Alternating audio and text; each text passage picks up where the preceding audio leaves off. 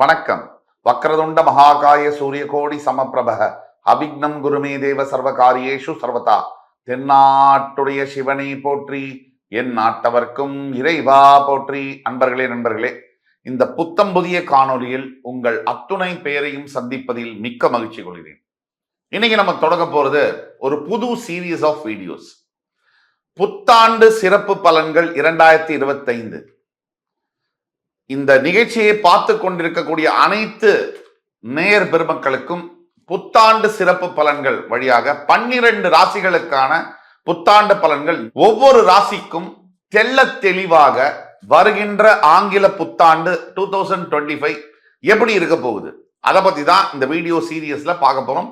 12 ராசிகளுக்கும் பிரத்யேகமான வீடியோஸ், தனித்தனியாக சாதக பாதகங்கள் என்ன, தீர்வுகள் என்ன, இப்படிப்பட்ட வரிசையில நீங்க பார்க்க போறீங்க. இந்த வருகின்ற ஆங்கில புத்தாண்டுல 3 முக்கிய நிகழ்வுகள் இருக்கு. அதுல முதலாவதாக வரக்கூடியது சனி பயிற்சி, இரண்டாவதாக வரக்கூடியது குரு பயிற்சி, மூன்றாவதாக வரக்கூடியது ராகு கேது பயிற்சி. இப்படி 3 பயிற்சிகளும் ஒரே ஆண்டில் வருவது ஒரு அபூர்வ நிகழ்வாகும். சனி 2.5 வருஷத்துக்கு ஒரு தடவை பயிரும் பொழுது குரு கண்டிப்பா ஒவ்வொரு ஆண்டுக்கும் பெயருவார். ஆனா ராகு கேது 1.5 ஆண்டுகளுக்கு ஒரு தான் பெயர்வாங்க. சோ ராகு கேதுவும் குருவும் சனியும் சேர்ந்து பெயர்வது இந்த ஆண்டின் சிறப்பு அம்சமாகும். இப்படி ஜாம் பேக்கடா கிரக நிகழ்வுகள், மாற்றங்கள் இருக்கக்கூடிய இந்த ஆண்டுல உங்களுடைய வாழ்க்கை எந்த திசையை நோக்கி பயணிக்க போகிறது, மிகுந்த கஷ்டங்கள், துயரங்கள் அனுபவிச்சுக் கொண்டிருக்கக்கூடிய சில ராசி பெருமக்களும், ஓரடியா ஓரளவுக்கு பரவாயில்ல நிமிர்ந்து நிற்கக்கூடிய சில ராசி பெருமக்களுக்கும், சூப்பரா போயிட்டு இருக்கு அப்படின்னு சொல்லக்கூடிய ராசி பெருமக்களுக்கும் எந்த மாதிரியான திருப்பங்கள் காத்து கொண்டிருக்கிறது? எல்லாம் நல்லதே நடக்கும், இறைவன் முருகப்பெருமானின் அருளால் அத்தனையும் நல்லதே நடக்கும் என்ற நம்பிக்கையுடன் அத்துணை ராசிக்காரர்களுக்கும் என்ன எதிர்பார்க்கலாம் அப்படிங்கிறத பத்தி பேச போறோம். பொதுவாக சனி பயிற்சி அப்படின்னாலே நம்ம ஆன்டிசிபேட் பண்ண வேண்டியது, 7.5 சனி வந்தாலோ அஷ்டம சனி வந்தாலோ கட்டாயமாக சில சங்கடங்களை நம்ம எதிர்பார்க்கத்தான் வேணும். பொதுவாக குரு பயிற்சி என்பது வரும்பொழுது பெரும்பாலாக, அதாவது குரு பயிற்சின்னு வந்தாலே 75 முதல் 80% வரை நல்ல பலன்களை எதிர்பார்க்கலாம். ராகு கேது பயிற்சி உங்களுடைய ராசியும் உங்களுடைய சுய ஜாதகத்தின் வழியாகவும் அதோடைய பலாபலன்கள் மாறுபடும். ஆக இந்த வீடியோ இன்ட்ரடக்ஷன் வீடியோவாக எடுத்துக்கலாம். 12 ராசிகளுக்கும் இந்த இன்ட்ரடக்ஷன் வீடியோ கண்டிப்பா வரும். நீங்க இந்த சீரியஸை உங்களுடைய மேலான ஆதரவுடன் பார்த்து உங்கள் வாழ்க்கைக்கு ஒவ்வொரு ராசியினருக்கும், நீங்க அந்த ராசியா இருந்தாலோ இல்ல உங்க சம்பந்தப்பட்ட ஃப்ரெண்ட்ஸ், ஃபேமிலிஸ் அண்ட் ரிலேட்டிவ்ஸ் அந்த ராசிக்காரில் இருந்தாலோ அவர்களுக்கு இந்த வீடியோவை ஃபார்வர்ட் செய்து, இந்த வீடியோ உண்மையா பிடிச்சிருந்ததுன்னா லைக் பண்ணி, கமெண்ட் பண்ணி, சப்ஸ்கிரைப் பண்ணுங்க. எல்லாத்துக்கும் மேல ஹெல்தியான கமெண்ட்ஸை பதிவிடுங்க. உங்களுக்காக காத்து கொண்டிருக்கிறோம் இன்னும் சிறப்பான படைப்புகளுடன் புத்தாண்டு சிறப்பு பலன்கள் 2025. வாங்க வீடியோக்குள்ள போலாம். புத்தாண்டு ராசி பலன்கள் 2025 வரிசையில இன்னைக்கு நம்ம பார்க்க போறது கன்னி ராசி. கன்னி ராசி காலபுருஷனுடைய 6ஆம் வீடு. உத்திரம், ஹஸ்தம், சித்திரை இந்த நட்சத்திரங்கள் வரக்கூடிய கன்னி ராசி. 12 ராசிகள்ல அபூர்வமான ராசி அப்படின்னு சொன்னோம்னா அது கன்னி ராசிக்கு பொருந்தும். ஏன் இந்த அபூர்வம்? காலபுருஷனுக்கு மறைவு ஸ்தானம்னு சொல்லப்பட்டாலும் கூட இந்த ராசிக்கு ஒரு அபூர்வ நீதியும், அபூர்வ குணாதிசயமும், அபூர்வ சக்திகளும் உண்டு. ஒரே ராசியில் ராசிநாதன் ஆட்சியும் பெற்று உச்சமும் பெறுகின்ற அதிசயம், அபூர்வம் இந்த ராசியிலே நிகழும். புதன் பகவான், வித்தைக்கு பெயர் போன புதன் பகவான், வாக்குக்கு பெயர் போன புதன் பகவான், உலக ஞானத்திற்கு பெயர் போன புதன் பகவான், கணக்கிற்கு பெயர் போன புதன் பகவான் ஒரே ராசியில் ஆட்சியும் பெற்று, எந்த ஒரு கிரகமும் தான் ஆட்சி பெறுகின்ற வீட்டில் உச்சம் பெறாது. இந்த புதன் பகவானுக்கு மட்டும், இந்த கன்னிராசிக்கு மட்டும் அந்த மிதுனத்துல புதன் ஆட்சி பெறுவார், ஆனா உச்சம் பெற மாட்டார். எந்த ஒரு கிரகமும் 9 கிரகமும் தான் ஆட்சி பெறுகின்ற இடத்தில் உச்சம் பெறுவதில்லை. கன்னிராசிக்கு மட்டும் அந்த அபூர்வம் என்பது உண்டு. இப்ப அபூர்வ ஃபியூச்சர்ஸ் குணாதிசயங்கள் உண்டு. வருகின்ற ஆங்கில புத்தாண்டு 2025ல ஏற்கனவே சொன்னோம், சனி பயிற்சி, குரு பயிற்சி, ராகு கேது பயிற்சி வரக்கூடிய ஒரு அபூர்வ ஆண்டாக இந்த ஆண்டு ஒரு அன்யூஷுவலான ஒரு இயர். ஒரே வருஷத்துல 3 பயிற்சிகள், முக்கிய நிகழ்வுகள் வருகிறது.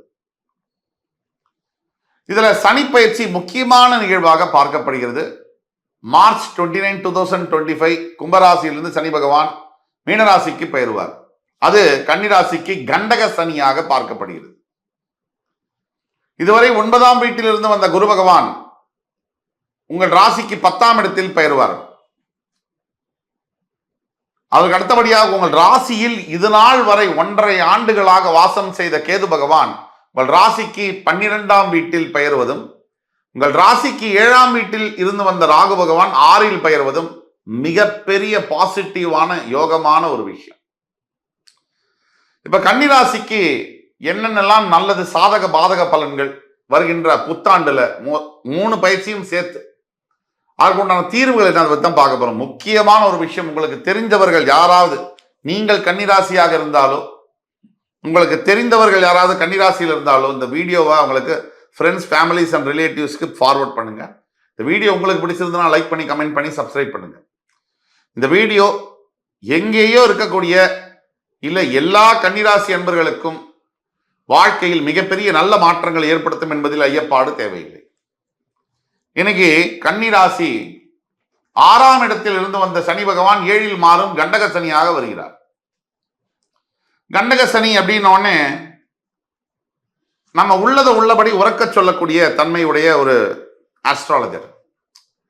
கன்னிராசி 7ஆம் வீட்டில் வரக்கூடிய சனி பகவான் மிகப்பெரிய சோகங்களை ஏற்படுத்துவார். சில துக்கங்களையும் தடைகளையும் ஏற்படுத்துவார்னு சொல்றது முற்றிலுமான பொய்.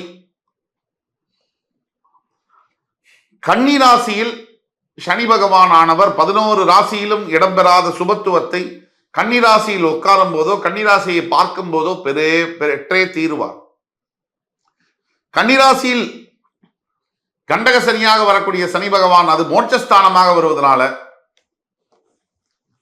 இதுவரை பார்க்காத மிகப்பெரிய ஆலய தரிசனங்கள், கர்ப்பகிரகத்தில் இருக்கக்கூடிய பெரிய கோவில்கள் இருக்கக்கூடிய அபூர்வ தெய்வங்களை தரிசனம் செய்யக்கூடிய பாக்கியத்தையும் யோகத்தையும் யோக்கியதையும் தருவார்.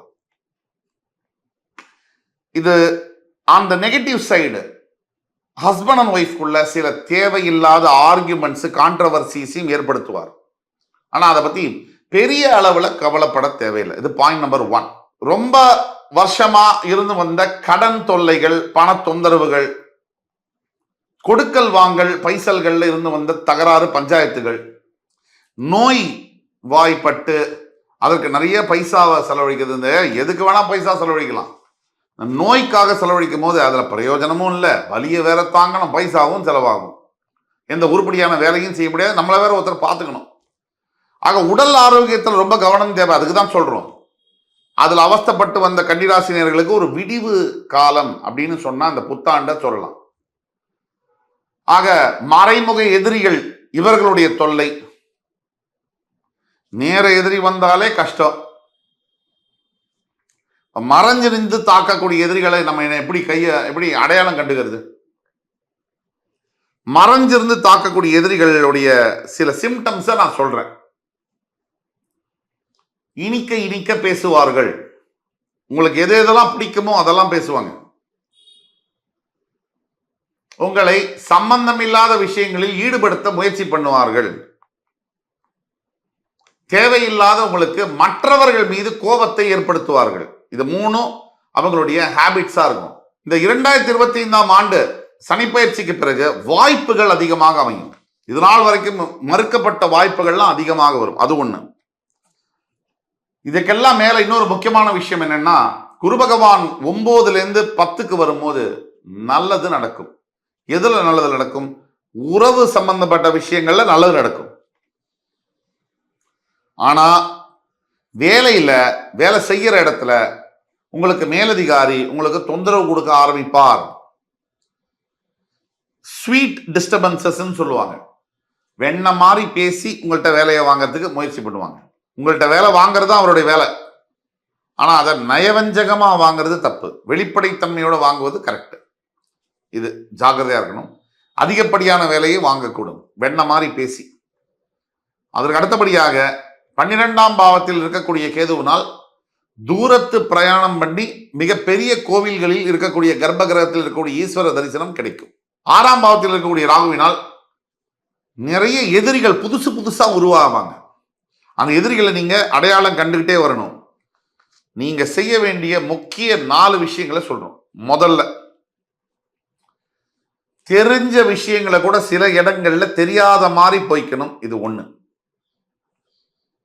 புரிஞ்ச விஷயங்களையும் புரியாத மாதிரி நடந்துக்கணும். 2, ஆஹா எனக்கு எல்லாம் நல்லது நடக்குதுன்னு கொஞ்சம் உற்சாகப்படுற மாதிரி மற்றவங்க முன்னாடி நடந்து கூடாது, கண் படக்கூடிய வாய்ப்புகள் உண்டு. 3, வேலை செய்யற இடத்துல பட்டும் படாம தொட்டும் தொடாம எதையும் எதிர்பார்க்காம 1 வருஷம் இருக்கணும். 5, எல்லாத்துக்கும் மேல கணவன் மனைவிகிட்டையும் மனைவி கணவன்கிட்டையும் தேவையில்லாத வார்த்தை பிரயோகத்தை பயன்படுத்தக்கூடாது. அப்படி பயன்படுத்தும் போது குடும்பம் 2ஆக சிதையக்கூடிய வாய்ப்புகள் இருக்கு. இன்னைக்கு கோவப்பட்டுட்டு பேசிட்டு இந்த வார்த்தையை பேசிட்டாரே என்னுடைய கணவர், இந்த வார்த்தையை பேசிட்டாலே என்னுடைய மனைவி அப்படின்னு வருத்தப்பட்டு மனசு நொந்து போய் குழந்தைகள் அப்பா பக்கம் கொஞ்சம் அம்மா பக்கம் கொஞ்சம் அல்லாடக்கூடிய நீங்க செய்யற பாவத்துக்கு நீங்க பெத்த குழந்தைங்க எந்த விதத்திலையும் சம்பந்தம் இல்லை. அவங்க எதுக்கு அனுபவிக்கணும்? ஒரு கணவன் மனைவி பிரியலாம், ஏன் பிடிக்கலைன்னா விவாகரத்து கூட செய்யலாம், தப்பே இல்லை. ஒரு தாய் தந்தை பிரிவதோ விவாகரத்து செய்வதோ மிகப்பெரிய தவறு. குழந்தை பெத்தாச்சுனாலே மினிமம் 20 வருஷம் ப்ராஜெக்ட் சேருது. அந்த நடுவில் நான் எந்த காரணத்துக்காகவும் நான் அதை உடைக்கிறேன்னு சொன்னா அது பாவம். இதை மனசுல வச்சு செயல்படணும். இந்த 6, 12ஆம் இடங்களில் ராகு கேதுக்கள் வருவதனால வாகன மாற்றங்கள், வீடு மாற்றங்கள் போன்ற விஷயங்கள் நடந்தே தீரும். சனி பகவான் சமசப்தமஸ்தானத்திலிருந்து ராசியை பார்ப்பதினால் பிடிவாத குணம் அதிகமாகவும் வீண் பிடிவாதமாக இருக்கக்கூடிய வாய்ப்புகள் உண்டு. ஈஸ்வரனை நினைச்சு நிறைய தியானம் பிராக்டிஸ் பண்ணணும். இதுதான் தீர்வு. புதிய நட்புகள் நிறைய வரும், அதனால பிரச்சனைகளும் உண்டாகும். வாழ்க்கை துணை மீது சந்தேகங்கள் அதிகமாக தோன்றும். இங்க ரொம்ப கவனமா இருக்க வேண்டியது இந்த இடம். முதல்ல சந்தேகம் வந்தா யார் மேல சந்தேகப்படுறோமோ அவங்களோட நிம்மதி அடுத்தது தான் போகும், நம்ம நிம்மதி தான் முதல்ல போகும். இன்னொரு ரொம்ப முக்கியமான விஷயம், கன்னிராசினியர்களுக்கு குடும்பத்தை விட்டு பிரிந்து இருக்கக்கூடிய சூழ்நிலைகள் வரலாம். அதை நினைச்சு வருத்தப்பட வேண்டாம், அது டெம்பரரி தான், பர்மனன்ட் இல்லை. கட்டிடத்துறை, காவல்துறை, மருத்துவத்துறையில் பணியாற்றக்கூடிய அனைத்து கன்னிராசி நண்பர்களுக்கும் இந்த ஆண்டு திருப்பு முனை ஆண்டாக இருக்கும். பெரிய பிளஸ் பாயிண்ட் என்ன அப்படின்னா, இதுவரைக்கும் திருமணம் நடக்கல அப்படிங்கிறவங்களுக்கு திருமண நிச்சயங்கள் நடத்தப்படலாம், திருமணங்கள் நிச்சயமாகலாம் இந்த ஆண்டுக்குள்ள. அது ஒரு பெரிய பிளஸ் பாயிண்ட். ஆக தீர்வுகளை நோக்கி நம்ம பார்க்கும்போது முதல் தீர்வு மறுக்க முடியாத தீர்வு. திருநள்ளாறில் வீட்டிருக்கக்கூடிய, காரைக்காலில் பக்கத்தில் திருநள்ளாறில் இருக்கக்கூடிய தர்பாரண்யேஸ்வரர், அவரை கோவிலுக்கு போய் நல தீர்த்தத்துல நீராடி நல்லெண்ணெய் தீபம் ஏற்று அபிஷேகம் செய்து, சனீஸ்வரனுக்கும் அபிஷேகம் செய்து, தூண்ல இருப்பார் சனீஸ்வரன், அபிஷேகம் செய்து கருங்கோலை மலரை அவருக்கு சாத்தி, அதுக்கு பிறகு வெளியே வந்து வஸ்திரதானம், அன்னதானம் வழங்கும் போது ஏழை எளியவர்களுக்கு மிகப்பெரிய அளவில் நல்ல பலன்கள் உண்டாகும். 2, உங்க வீட்டுக்கு பக்கத்தில் இருக்கக்கூடிய ஈஸ்வரன் கோவிலுக்கு ஒவ்வொரு ஞாயிற்றுக்கிழமையும் சென்று நல்லெண்ணெய் தீபமேற்றி சனீஸ்வர பகவானுக்கு அர்ச்சனை செய்து வரும்பொழுது பெரிய அளவில் மாற்றங்கள் நிகழும். இது எல்லாத்தையும் விட 3வது பிராயச்சித்தம்னு பார்த்தீங்கன்னா, அனாதை குழந்தைகள், பெண் குழந்தைகள், 15 வயதுக்குட்பட்ட குழந்தைகளுக்கு நீங்கள் செய்யக்கூடிய கல்வி உதவி, நீங்கள் செய்யக்கூடிய வாழ்க்கை சம்பந்தப்பட்ட உதவி, நீங்க பெரிய பணம் படைத்தவராக இருக்கலாம், பெரிய கோடீஸ்வரனாக இருக்கலாம், கொடுக்கணுங்கிற மனசு வேணும். பணம் கொண்ட பெயர்கள் மனம் கொள்வதில்லை, தரும் கைகள் தேடி பணம் செல்வதில்லை. மனம் என்ற கோவில் திறக்கின்ற போது அழைக்காமல் அங்கே தெய்வம் வந்து சேரும் அப்படிங்கிற வாலியின் சொல்லிற்கேற்ப நீங்க கொஞ்சம் மனசு திறந்து அநாத குழந்தைகளுக்கு உதவி செஞ்சீங்கன்னா மிகப்பெரிய அளவில் உங்களுக்கு வாழ்க்கையில் திருப்பு முனைகள் இந்த புத்தாண்டில் அமையும் என்று கூறி, என் உயிரினும் மேலான கன்னிராசி பெருமக்களே, மறுபடி உங்கள் எல்லோரையும் சந்திக்கும் வரை உங்களிடமிருந்து விடைபெறுவது உங்கள் சுபாஷ் பாலகிருஷ்ணன். நன்றி, வணக்கம், வாழ்க வளமுடன்.